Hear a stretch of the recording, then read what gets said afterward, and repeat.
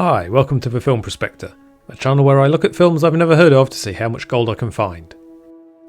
Looker is the less celebrated early 80s film written and directed by Michael Crichton.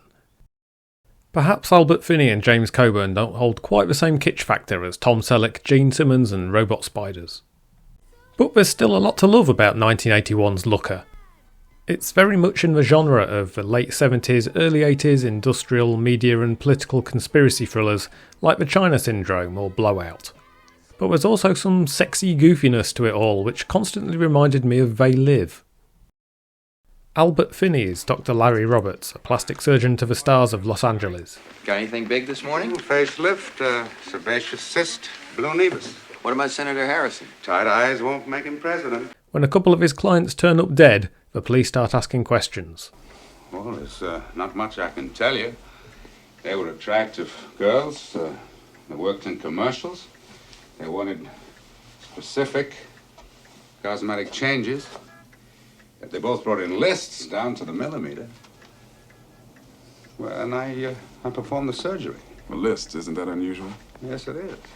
4 women in total had this surgery. 2 are now dead, but 1 is still in the office. Can we talk in private? Change your back? What's wrong? Because I'm too perfect. Because they're gonna kill me, that's why. Kill you? Well, who is? They're killing all the girls that are perfect. You think I'm crazy? Listen, who told you to make these changes? Tina rushes off back to her flat, followed by Dr. Roberts.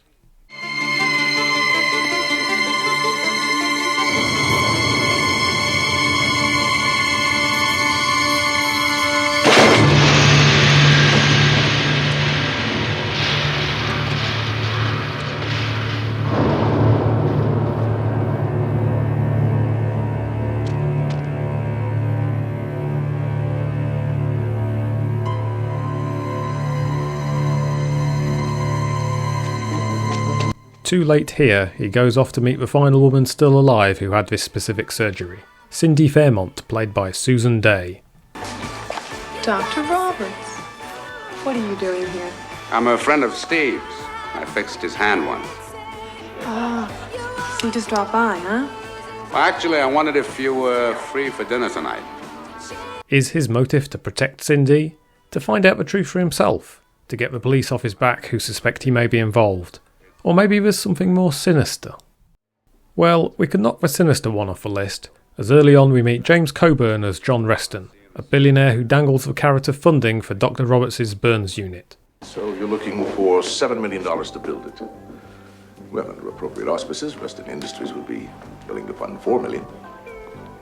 This isn't a film about who, as we quickly see that along with his partner Jennifer, played by Leigh Taylor-Young, Reston and Reston Industries are behind everything. You told him everything, I told him nothing. but he does suspect. Dr. Roberts has no idea what's going on, and he's not going to find out anything before Sunday, is he? Instead, this is a how and a why story. Cindy gets invited to the mysterious Digital Matrix headquarters for some measuring and scanning. You want me to go to Digital Matrix to be measured? Measured for what? I don't know. I'll go with you.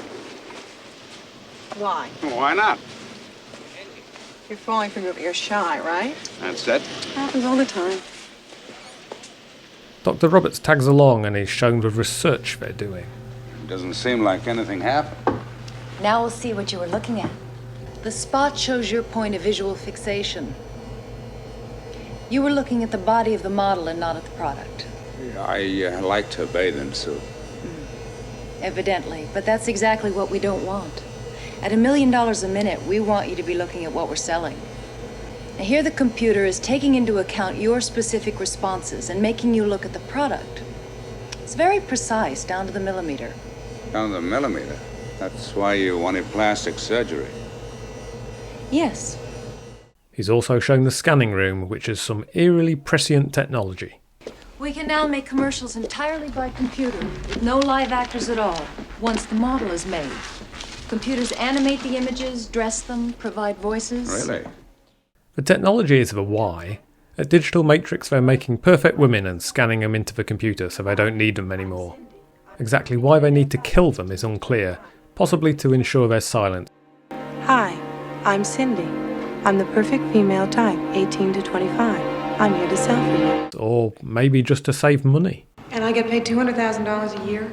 That's the standard modeling fee, yes. And I don't have to do anything? Not once the model is made. After that, the computer does everything. Later they sneak back into the lab to find out what they weren't shown on the tour. Creepy TV hypnotism to make you buy. Or vote. I want it. I want it too. They all want it, and they want it bad. The body, the thickness, the richness of utterly desirable hair. The sleek Looker is a computer-generated optical pulse synchronized with cortical alpha rhythms, producing an auto-hypnotic, suggestible trance.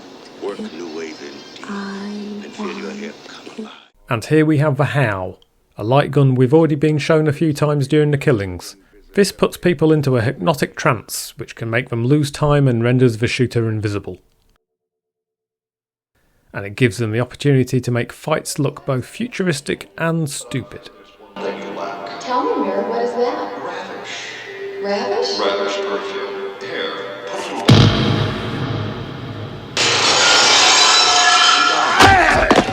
My toe. You never know. My favourite set piece is one of the stupidest car chases I've seen in quite some time. This involves the LaserQuest guns,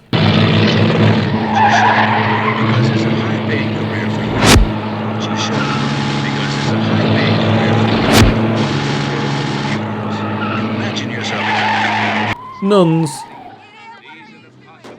and some fountain-filled fun. The final confrontation is at a Reston Industries event, where James Coburn delivers a cynical view on the power TV holds over people. Who could have predicted that a free people would voluntarily spend 1/5 of their lives sitting in front of a box with pictures? 15 years sitting in prison is punishment. But 15 years sitting in front of a television set is entertainment. Then he talks up the ability of his company to abuse this power. Commercials combining computer-generated actors in real settings.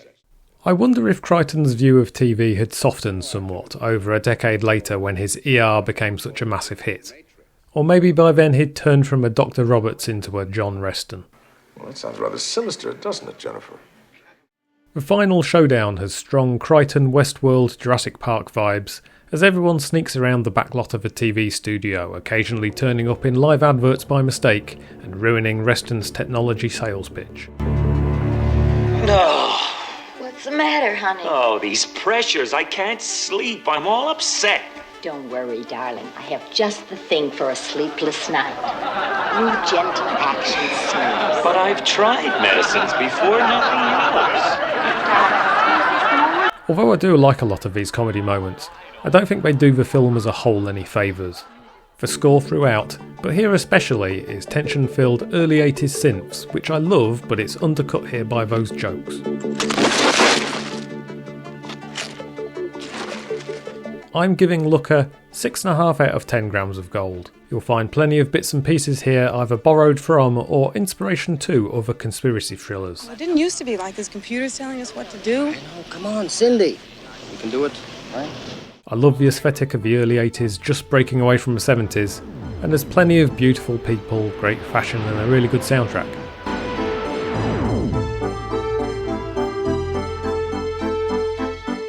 There's also a few really nice touches, like Dr. Roberts requesting Vivaldi during an early surgery, and the same piece is being used later when Cindy is being scanned and the computer is creating her digital copy. But the plot is full of holes, the unnecessary murders being the main problem, and as I said earlier, tonally it's a little all over the place. Thanks for looking. Comment, like and subscribe, and looky over here next week when I'll be looking at 2001. Okay. I hope you're satisfied. Remember to hold the neck erect Perverts. without tension. Bye. Made you look.